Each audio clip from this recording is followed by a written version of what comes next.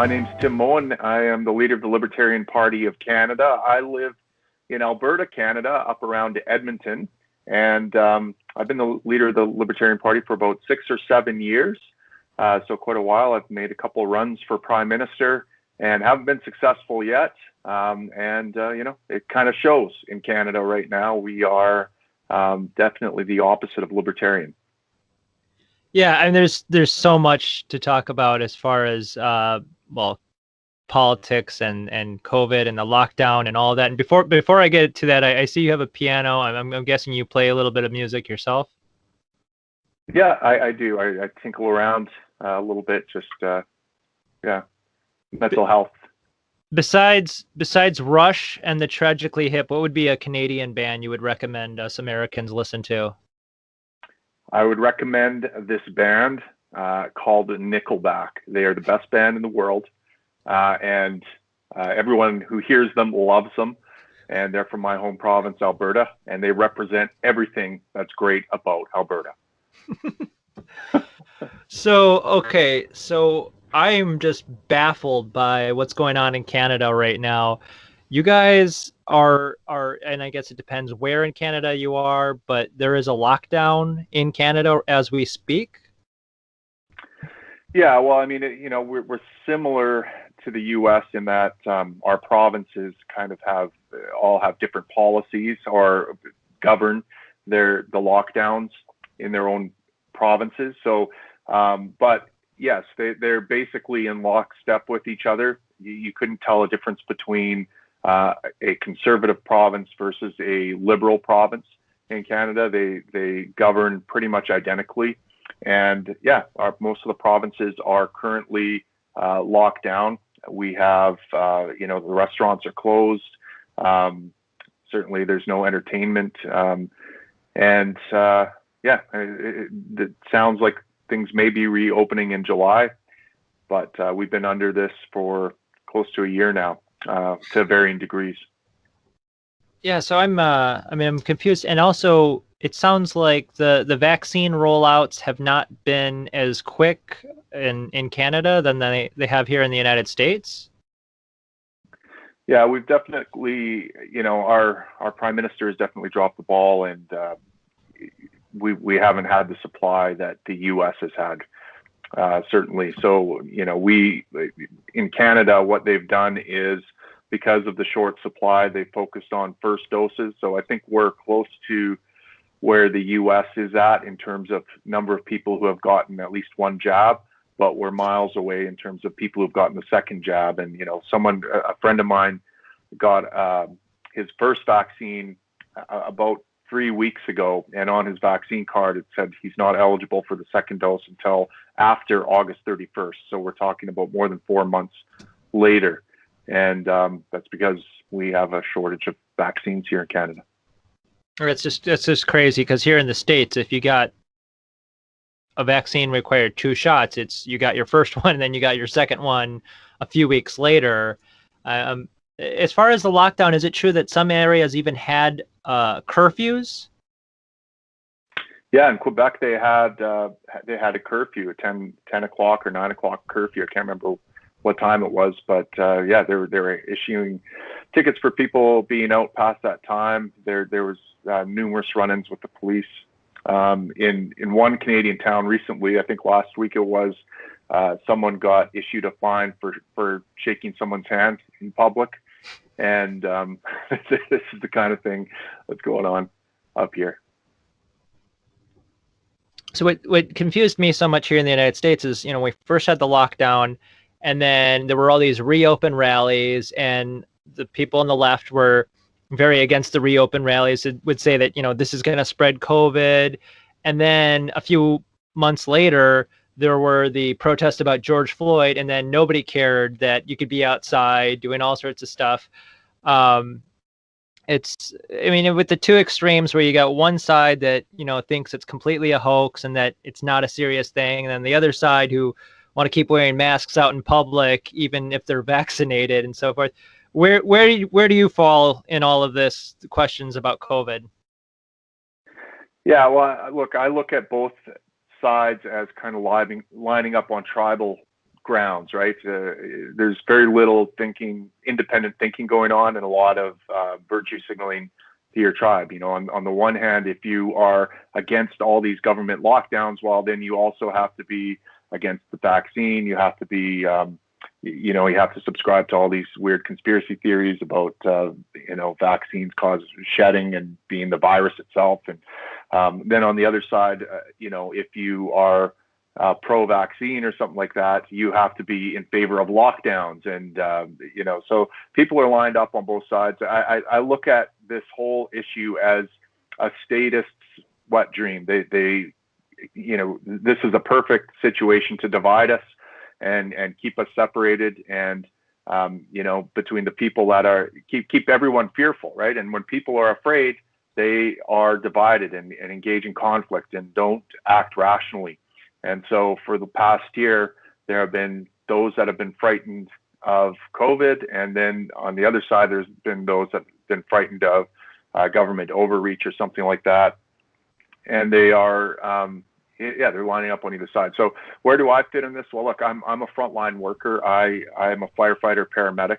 And so, I've been on the front lines of this pandemic, I guess, if you want to call it that, for the past year. And yes, there are some seriously ill people that I've dealt with personally that have had COVID. When I'm at work in a healthcare setting, I wear PPE. I wear an N95 mask. I wear a gown. I wear eyeglasses. And it's done a pretty good job of protecting me from the virus. I don't think that all those things are that effective for the general public, because when I'm at work, I'm using a specifically fitted mask. I'm using meticulous donning and doffing procedures. I'm washing my hands every time I take my gloves off. I am, that there's a strategy and a procedure. I just don't think that works in public. And I believe that masking policies have probably put the public at greater risk. I think a much better thing to do would have just been to tell people, look, if you're feeling sick, stay home and isolate yourself. And just leave it at that and let people, because right now I have a feeling that people think that masks make them invincible, that the virus can't spread with this mask. So they go out, they have a little bit of a sniffles, thinking that, people are protected or something like that. But most of the people I see on the front line that are getting sick at home from, like I had a lady who was probably close to 400 pounds, she had all the comorbidities, type 1 diabetes, COPD. And she said, yeah, I've had this cold for the past 2 weeks, and it's getting really hard to breathe. I'm losing my breath, and I can't, and her oxygen sats were in the low 70%, which is very troubling. And she said she had lost her ability to taste about 3 days ago. And we're like, so you've got COVID, basically, like nothing else really has that suite of symptoms where you lose your ability to taste and smell, and your SATs are like that. And she's like, well, have you been tested? No, I haven't been tested, but it can't be COVID. I've been isolating at home. Like I've been safe here. So does anyone else live here? Well, yeah, I mean, the rest of the people that live here have had a cold, but they got over it the past week. My grandson was here for 10 days and he had a little bit of sniffles, but we were cautious. Like anytime anyone went outside, they wore a mask. So, I mean, and typically this is the type of person that I see getting COVID. It's someone who doesn't understand that a cold is a coronavirus. And so if you can get a coronavirus called a cold, you can get a coronavirus called COVID-19. And, and this lady, I'd be surprised if she's still alive, to be honest with you, because she was just so unhealthy and she was declining. And, she was in denial that she had this virus. And she was, she was following everything the government told her to do. If you go outside, wear a mask, keep your distance in the grocery store, isolate if you have comorbidities.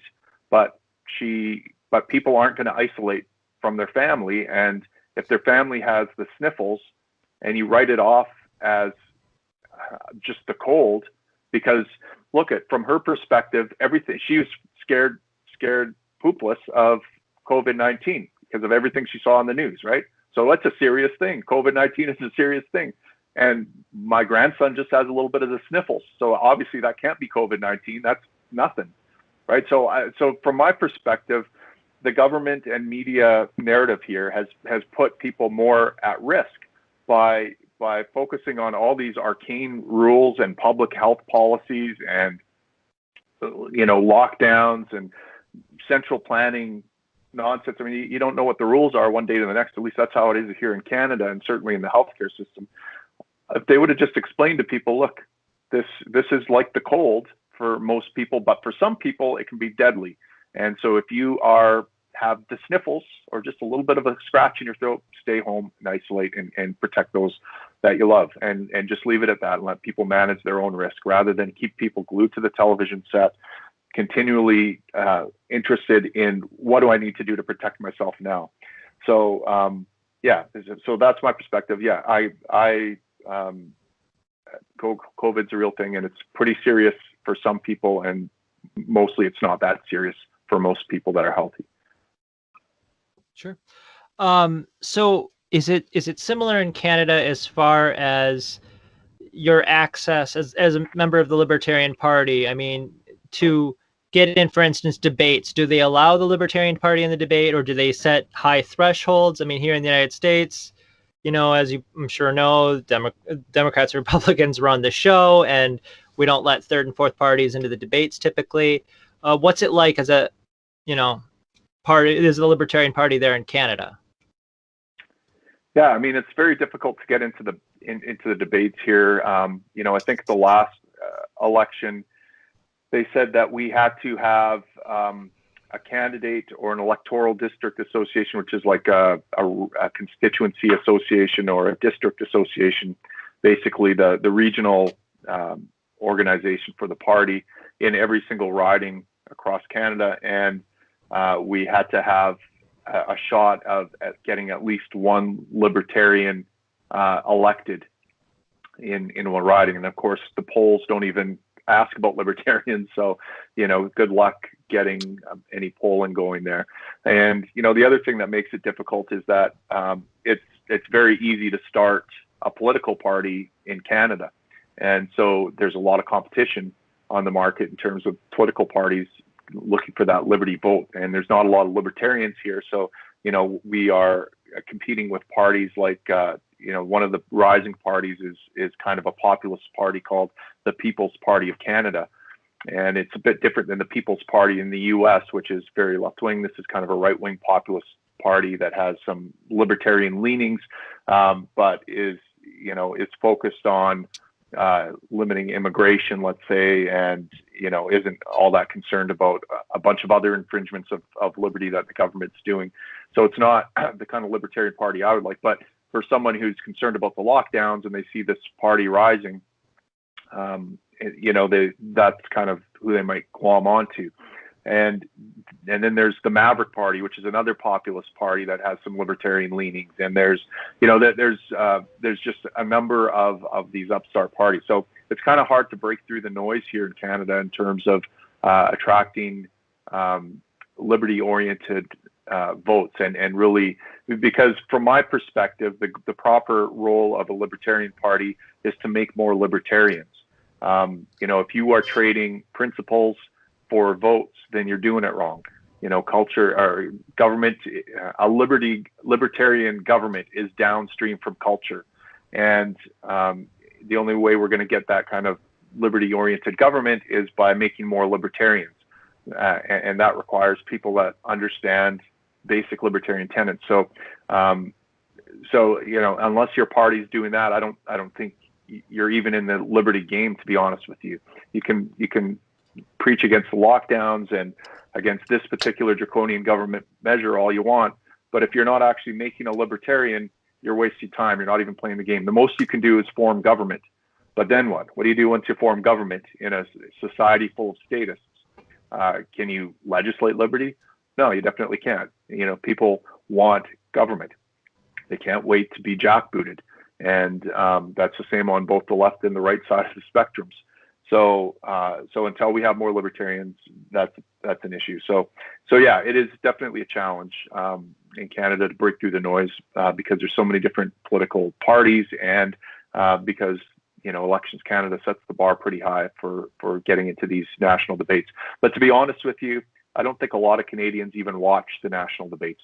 They're really boring, and it's not like the U.S. where it's like a big production. It's almost like the Super Bowl, it seems, when you guys have a debate there. It's like only the most nerdy political wonks seem to watch the debates here in Canada, because there's usually like 4 or 5 people on the stage, and they're saying essentially the same thing. It's not as entertaining.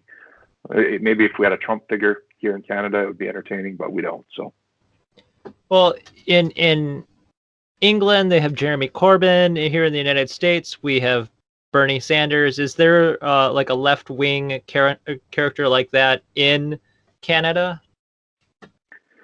Yeah, we have we have a party called the NDP Party, the New Democratic Party, and they are kind of our version of the Labour Party, very left-wing. And the leader is a fellow named Jagmeet Singh, who is very favorable to guys like Fidel Castro, and he's been very pro Palestine, like Hamas, basically during this Israel-Palestine conflict. He's essentially a socialist. Yeah, so Jagmeet Singh is our guy, and that party I think currently holds about 30 of the 230 some seats in the House of Commons right now. Okay, so brings up a good question. The House of Commons is kind of like the House of Commons is what your guys' equivalent to our like U.S. Congress, and if I'm not mistaken, it's whichever party has the most members in the House of Commons, they get to then have the person be the prime minister. Yeah. So usually the leader of the party that has the most seats in the House gets to be the prime minister. And the Queen essentially chooses who the prime minister is going to be through her emissary, the Governor General of Canada. So, it's usually just a formality, but in theory, the Queen could choose someone else to be prime minister. The Governor General could remove the prime minister. Canadians don't vote directly for a prime minister like you guys do for your president. So it's basically up to the Queen who gets to be our prime minister. Okay, but the person running for prime minister still announces that they're running, and there's some sort of debate amongst those candidates, right? Yeah, the leaders of the parties that are running, they have the debate. So, in a sense, I'm running for prime minister. I tell people, I'm running for prime minister. It's kind of a shorthand way of, and I think most Canadians, unfortunately, they assume that our political system is more like the U.S., where you actually vote for the president. And I think most of the people, we have fairly low voter turnout. I don't know how many people have actually gone into the voting booth and wondered why there isn't the name of a prime ministerial candidate on their ballot, only just their local candidates running for member of parliament. But yeah, so we say I say I'm running for prime minister, but in fact, I'm just running for a seat in my riding. And should my party win the election, then I'll become prime minister, 99 times out of 100, assuming the Queen rubber stamps me like she has in the past.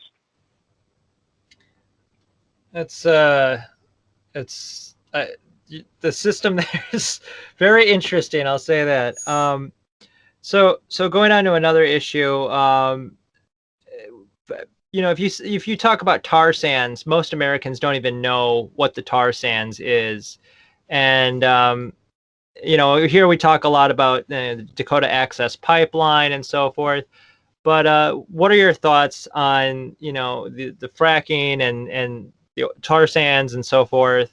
And isn't there some sort of it seems that there's some things stopping the oil from coming into the United States, if I'm not mistaken? Yeah, well, in Alberta, we call them oil sands because the term tar sands has been taken on a politically incorrect terminology. I tried to get the name tar sands back, because when I was growing up, tar sands was just, what we called it, and there was no negative connotation to it. I worked in Fort McMurray in the tar sands region of Canada for a number of years, and that's actually how I got my start in politics, because that region is such a geopolitical hotspot. The environmentalists all come there to tell us how we're committing genocide and destroying the planet, and so that's kind of how I got my start in politics. I had a film production company, because every firefighter has a side hustle, and mine was doing video production. And so I made it my mission to get on the film crews for all these Hollywood types that were coming to Fort McMurray to preach with their films. And so I did some film work with Neil Young and Daryl Hannah when they came up to my town. And, I wrote about that experience. And, the tar sands they're naturally occurring. They ooze right out of the riverbanks in that region. It's an amazing kind of natural resource that we have in that area. It's like tar almost that's coming out of the riverbanks and seeping into the river. And we figured out how to extract that and make energy that the world needs. And so, I've been very big proponent of the oil sands because, look, it's energy, it's reliable, and it's something that the world needs. Fossil fuels protect us from an adverse environment, the human environment, that is the environment that allows us to flourish and not die of cold or of heat or of all these other things, requires energy. And fossil fuels are an energy that protect us from an adverse climate.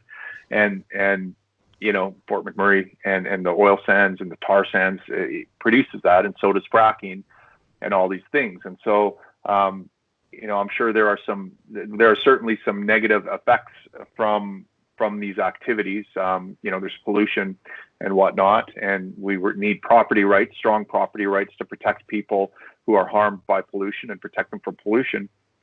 But overall, I think that all these things are great. Now, how this ties into the U.S. is that, we want to get our oil to market.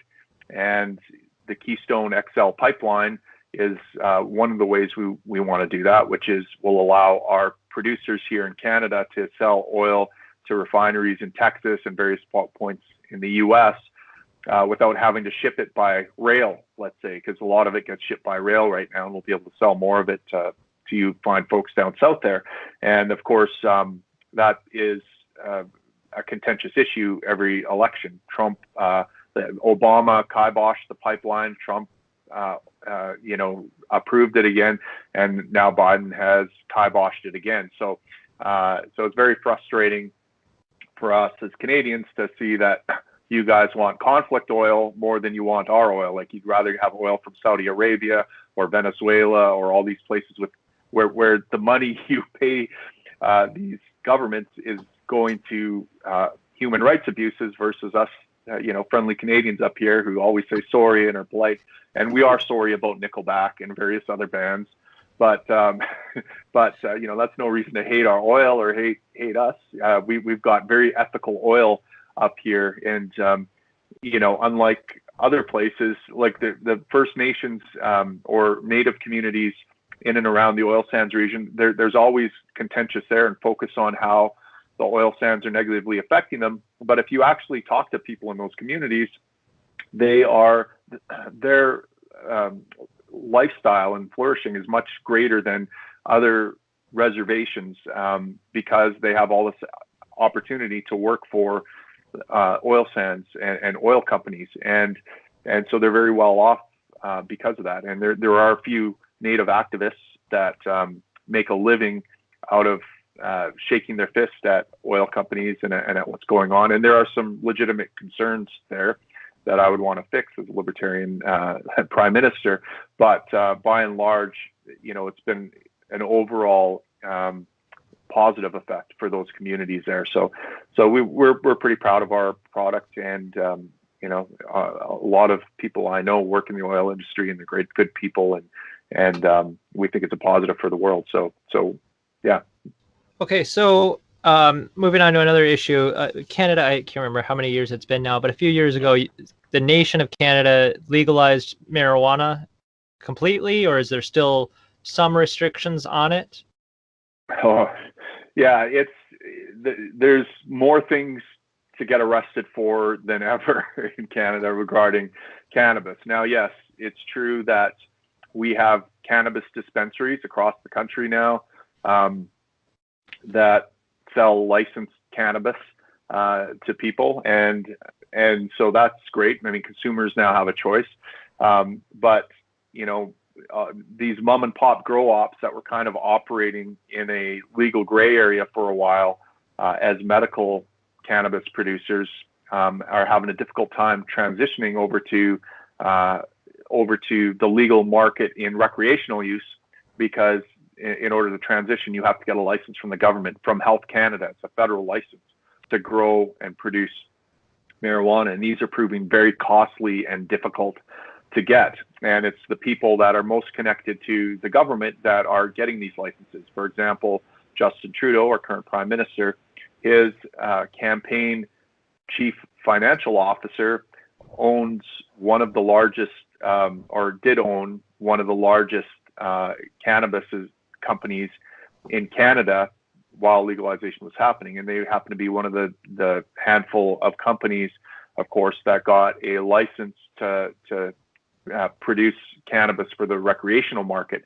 So there's a very limited number of companies that can actually produce cannabis, and they're so tightly regulated. They have to have class 7 safes, whatever that means, various security things, barbed wire fences, like the regulatory hurdles to jump over to produce cannabis mean that essentially, unless you're a big, well-connected corporation, you're likely not going to be able to get into the market. If you try to just start your own local little grow, start a greenhouse and just kind of cobble something together and think you're going to go sell it at the local farmer's market, or start a little shop selling it, you will get thrown in jail on 10 different charges if you try that. So yes, we have access to a tightly controlled legal market, but it might as well be like trying to get Adderall or something like that.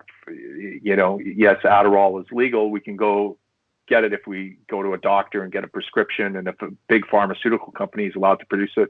But if you try cooking your own meth at home, which is essentially what Adderall is, you're going to get locked in the clink pretty quick. And so cannabis is kind of almost like that now. And I mean, as far as other drugs, is it similar to the United States and their war on drugs, where I'm sure the United States locks up many, many, many more people, but I mean, is it similar in Canada, where you have large amounts of people being thrown into prison for years and years for relatively small amounts of drugs? Or I don't think that's quite as prevalent in Canada. Where it seems like police here, although they have the ability to trump up drug charges, they I'm not sure that they use it all that often. Certainly cannabis is, and small amounts of drugs, most of the time cops let it go. But yeah, they're pretty hard on traffickers. Although our justice system here isn't quite as draconian, I don't think, as the U.S. or as strict. So the sentences are usually lighter. They're out on parole and different things like that. But we do bust a lot of people. A lot of people are getting busted nowadays for fentanyl and like the harder drugs out there. So yeah, that is definitely a concern here, but I don't think it's anywhere near to the degree it is in the U.S. And we don't have the type of inner city gang cultures in Canada that lead to mass arrests, I think, as you might in the U.S. At least not yet. Okay, so last question. And including all the COVID and the lockdown, I mean, tell us, what are the worst things you've seen out of Justin Trudeau? Oof. Well, look, Justin Trudeau is just a perpetual frat boy living his best life. I can't even be mad at the kid. He is. There's nothing there. Like, he's just an empty, puppet, essentially. He's an actor. He was a drama teacher, I think, and I actually have a bit of sympathy for Trudeau. He has grown up, the son of one of our most popular prime ministers ever. His dad, Pierre Elliott Trudeau, who dated movie stars and was a very charismatic guy. And whether he was friends with Castro, but even the conservatives had some respect for the guy. He would give the finger. He stood up for what he believed in. Like, he had a spine. And so his old man had all this respect from both sides of the aisle. And Trudeau has grown up in his shadow, kind of a trust fund kid, kind of groomed and expected to follow in his dad's legacy and be, he's kind of like George Bush Jr. almost, right? Just kind of this guy coming from this big political powerhouse family who's just kind of dumb and trying to do the best he can. And of course, he's on the left side of the aisle, so he's got to be super woke and talk about all those talking points that I don't even think he buys into. But yeah, I mean, he's essentially a vacuous puppet that is playing a part that he thinks is expected of him. And so, but of course, the things that his government does are atrocious. I mean, the amount of money that is being printed in Canada right now is ridiculous. There's scandal after scandal going on in corruption. For example, there's this charity called We Day in Canada. I think it might be in the U.S. as well. But the founders, it's very this kind of woke progressive charity that is supposed to elevate kids, and I'm not exactly sure what, but they would pay Trudeau's family big money to speak there. It kind of reminded me of what was going on with the Clintons and all the speaking gigs they got. At the same time, they were getting big government contracts and a bunch of money from government. So that's a big scandal. There's been one scandal after another with this administration. And, again, it's because Trudeau is kind of a weak, feckless leader. He is just trying to figure out what the right thing to say next is. And so that people like me, he doesn't, necessarily have any kind of nefarious agenda, but there's a lot of people around him that do. And he's, I think just his fecklessness and his vacuousness are his worst qualities, and the fact that he just allows these globalists with their agendas and the statists and everyone else to have their way with the country just so that he can get some popularity and stay being the popular frat boy that he's always been is the worst thing about Trudeau. Okay. Where can people follow your work and find out about the Canadian Libertarian Party? Sure. Well, you can go to our website, libertarian.ca, and you can follow my personal website, timmoen.net. All right. Thank you for listening, everybody.